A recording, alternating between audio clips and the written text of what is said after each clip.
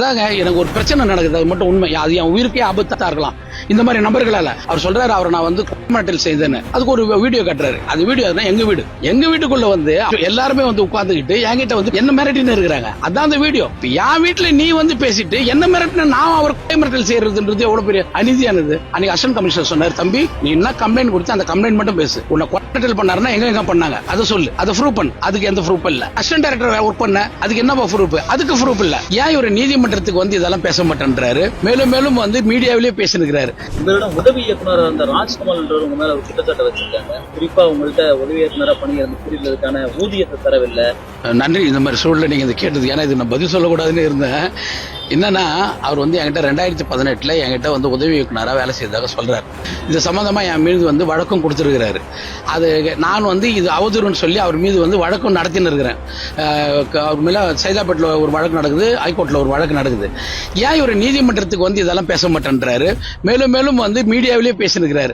இப்படியெல்லாம் நினைக்கும் போது எனக்கு என்ன தோணுதுன்னா, என் பேரை வந்து மேலும் மேலும் அவதூறுகளை ஏற்படுத்தி என்னை வந்து கெட்ட பேரை உருவாக்கணும்னு நினைக்கிறார். நான் என்ன சொல்றேன்னா, அப்படி ஒரு உண்மை இருக்கும் பட்சத்தில் நீங்கள் காவல்துறை அணுகுங்க, நீதிமன்றத்தை அணுகுங்க. அது ஒரு விசாரணை நடக்கட்டும். 2018 என் படத்தில் அவர் ஒர்க் பண்ணதா சொல்றாரு. நான் 2018க்கு அப்புறம் வந்து மனுஷின்னு ஒரு படம் பண்ணேன். அதில் அசிஸ்டன்ட் டைரக்டர்ஸ் ஒர்க் பண்ணியிருக்காங்க. அவங்க யாரும் இந்த கம்ப்ளைண்ட் வைக்கல. அதுக்கப்புறம் காலனின்னு ஒரு படம் பண்றேன். அதில் யாரும் அப்படி ஒரு கம்ப்ளைண்ட் வைக்கல.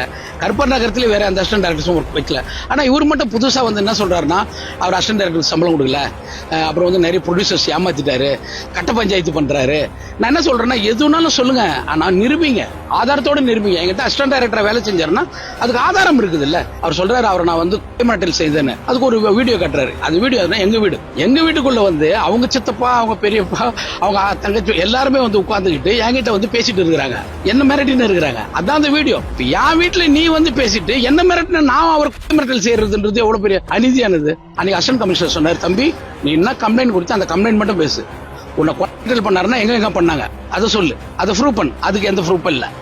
அதுக்கப்புறம் வந்து அசிஸ்டன்ட் டைரக்டர் ஒர்க் பண்ண அதுக்கு என்ன ப்ரூஃப்? அதுக்கு ப்ரூஃப் இல்ல. இதெல்லாம் எதுவுமே அவர் சொல்ல மாட்டேன்றார். ஆனா ஏதாவது ஒரு யூடியூப் சேனல்ல போய் உட்காந்துக்கிட்டு தொடர்ந்து பேசிட்டே இருக்கிறார். இது எப்ப எனக்கு தெரிஞ்சிச்சு, இதுக்கு பின்னால ஒரு அரசியல் வேலை திட்டம் சதி நடக்குது.